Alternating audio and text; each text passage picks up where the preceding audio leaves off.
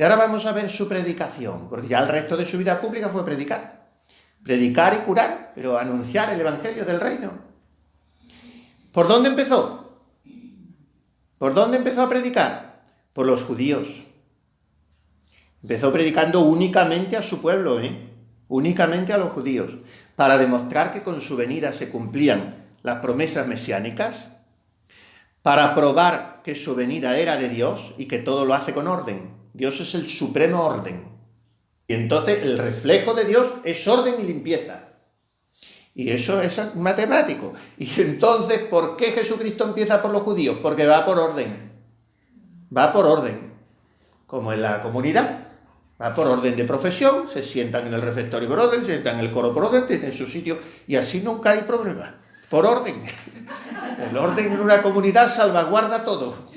Bueno, pues Jesucristo va por orden.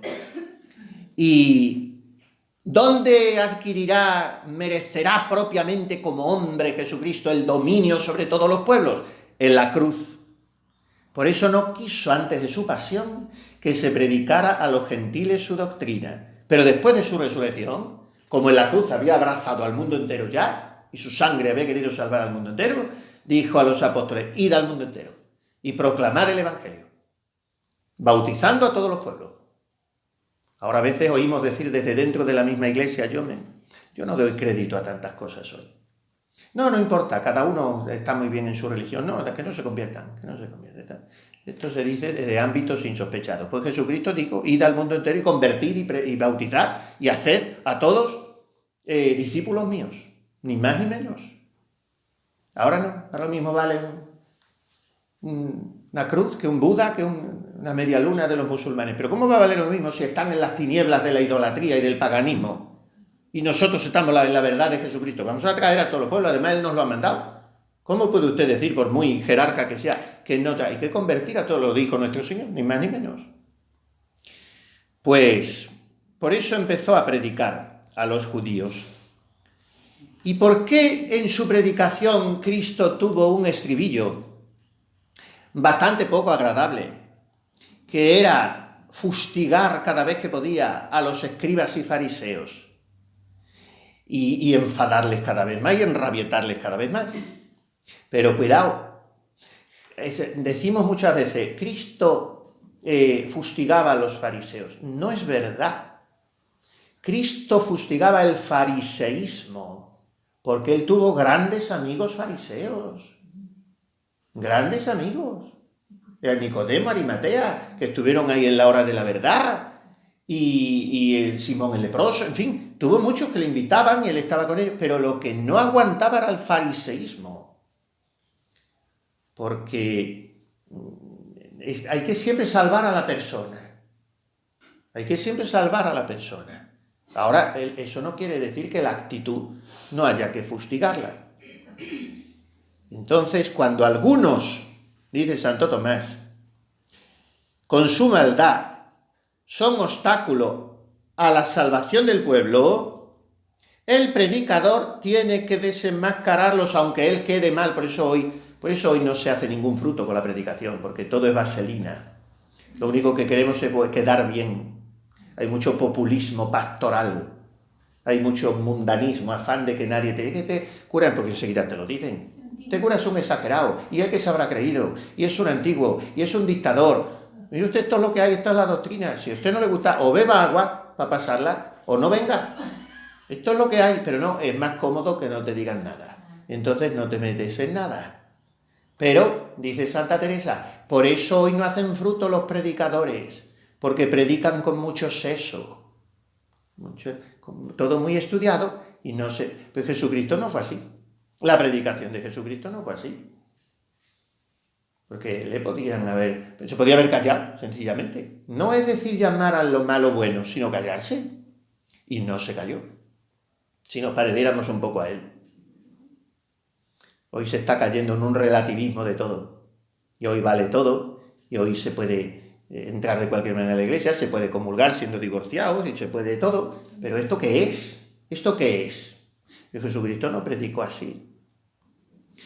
Los escribas, los fariseos, los príncipes de los judíos se oponían con su maldad con su mal ejemplo, con su actitud, a la salvación del pueblo, porque combatían la doctrina de Cristo o porque con sus depravadas costumbres corrompían la vida del pueblo. Y entonces le dicen los discípulos a Jesús, narra el evangelista San Mateo, oye, mira, ten cuidado. En el capítulo 15 dice San Mateo que le vienen los discípulos. Y que el evangelio trae muchos episodios que se nos pasan por alto. Y le dice, mira, ¿tú no te estás enterando que los judíos al oírte se están escandalizando cada vez más? Y nuestro Señor, que era libre como el viento, como hay que ser, porque lo que nos mata en esta vida es el afán de quedar bien. Y entonces le dice nuestro Señor, que están escandalizando de oírme. ¿Y qué queréis que hagan si son ciegos? Y además de ciegos, son guías de ciego. Así que no pueden hacer más que escandalizarse. Si un ciego guía a otro ciego, ambos caerán en la olla. Por eso se escandalizan. Hasta los predicadores van ordenando sus sermones para no descontentar, dice en el capítulo 16 de su vida Santa Teresa. Buena intención tendrán y su obra lo será, mas así se enmiendan pocos. ¿Cómo no son muchos los que por los sermones dejan los vicios públicos? ¿Sabe qué me parece? Porque tienen mucho seso los que los predican. Santa Teresa en el siglo XVI. Bueno, pues por eso Jesucristo predica así. ¿Y por qué predica en parábolas? ¿Por qué usa siempre esos cuentecitos? ¿Por qué hablas en parábolas? Se lo preguntaron hasta los discípulos una vez. Y porque estaban ya tan, en fin, como casi un poco cansados, siempre en parábolas. Es que no hay, no puede decir ya directamente las cosas. Y les dice nuestro Señor, el Evangelio de San Mateo, a vosotros se os ha dado conocer los misterios del reino, pero a estos no. Porque al que tiene se le dará más y abundará, y al que no tiene, aun aquello que tiene le será quitado. Por eso les hablo en parábolas. Porque viendo no ven, ni oyendo no oyen, ni entienden.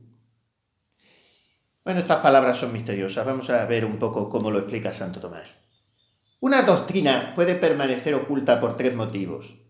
Primero, por la intención del que enseña, que no quiere comunicarla a muchos, sino más bien mantenerla oculta, por creerse superior a los demás, por celos. Yo tengo una receta de cocina o una manera de bordar, me llaman de otro convento y o se la doy a la mitad, o se la doy al revés, o no se la doy. Las monjas para eso son muy lagartijas. Y que le digan que se echa menos azúcar o menos aceite, o que se usa este hilo en vez del otro, le han dado la receta, pero no le va a salir a la otra igual. Y entonces no quiero yo revelar la doctrina. Primero, por lo que una doctrina tiene que permanecer oculta, permanece oculta, por la intención del que enseña, que no quiere ser más claro que la sopa de un asilo. Segundo, porque se predica a unos pocos y entonces no se enseña la doctrina a todos. Pero Jesucristo no hizo esto. No hizo esto. Yo he hablado públicamente cuando Pilato le dice, oye, ¿tú qué dices? Pregúntaselo si me ha oído todo el mundo. Yo no me he escondido, yo he hablado públicamente. Y por el modo de predicarla puede ser una doctrina oculta. Y en este sentido sí que Cristo usa las parábolas, porque veía que no eran capaces o dignos de recibir los misterios algunos, pero no quería que se privaran del todo y entonces los exponía bajo el velo de parábolas y luego la verdad clara y desnuda se la explicaba a los discípulos para que ellos ya la hicieran llegar al pueblo más desmenuzada.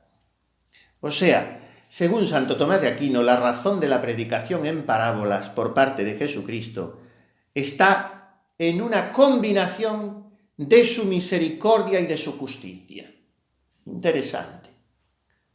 Porque no eran capaces o dignos de recibir abiertamente su doctrina.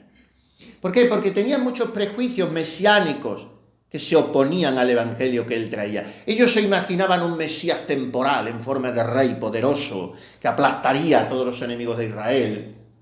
Y entonces esa concepción estaba arraigadísima en el pueblo que si ahora venía a escuchar una doctrina orientada por completo al desprecio de las cosas de la tierra, no estaban capacitados para escuchar, para comprenderla. Y Jesucristo les da el pan de la verdad, el modo en que ellos podían comprenderlo. Dice San Marcos, les explicaban según ellos podían entender. Dice San Marcos 4:33. O sea que no eran capaces. Los israelitas no eran capaces todavía. En segundo lugar, no eran dignos, porque eran muy obstinados, muy incrédulos, muy soberbios intelectualmente. Lo dice Jesucristo, viendo no ven y oyendo no oyen. Entonces, lo que más derretía los corazones endurecidos de aquella gente, en realidad, y tampoco los derretía del todo, eran los milagros. Porque Jesucristo decía, ya les puedo hablar como les hable, que estos corazones no se ablandan, que es lo que nos pasa muchas veces a los predicadores. Los predicadores muchas veces te da ganas de parar el sermón cuando ves las caras y decir, no endurezcáis el corazón como en Meribá, porque tú hablas de cosas así, que hay que ser buenos, que qué bonita es la vida, que de eso encantado. Ahora, como empieces a hablar del pecado, de que tienen que salir de sus vicios, de que no se puede vivir más que matrimonialmente de una manera, de que la castidad es una obligación grave, de que no se pueden quedar con el jornal del obrero, de que no pueden vivir mundanamente, vanidosamente, toda esa gente que son muy piadosas, pero mezclan la piedad con el confort y se han hecho una vida espiritual muy así, y empieces a decir que se van a ir al infierno y que todas esas cosas ya o tuercen el mohín o por educación no se salen de la iglesia. Pero no quieren. No son ni capaces ni dignos. ¿Y por qué no lo expuso por escrito su doctrina, sino solamente no escribió nada? ¿Por qué lo único que hizo fue hablar?